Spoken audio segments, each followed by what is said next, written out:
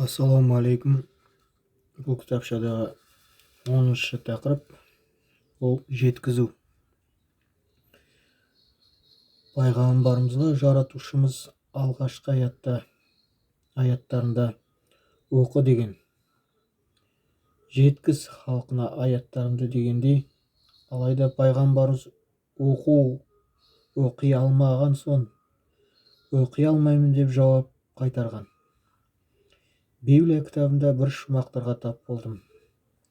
Онда Құдай оқи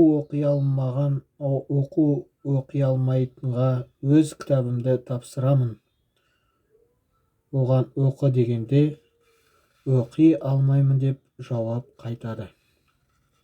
Бұл Исайя 29 стих 12. Осыған қарап, бәлкім мұнда біздің пайғамбарымыз туралы айтылған ба деп ойға келдім. Өйткені кейін пайғамбарымыздың өткен өмірін қарайтын болсақ, өмірінің соңына дейін жаратушының аяттарын жеткізумен болды. Жаратушы бізді әрқайсымызға әртүрлі ғылым, өнер, қабілеттер береді. Оны өз халқына, еліне жеткізу өте маңызды әрі парыз деп ойлаймын.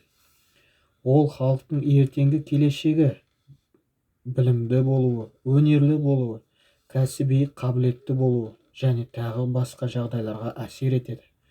Осы күндері біздің елде қаншама мамандар жеткіліксіз болып жатыр.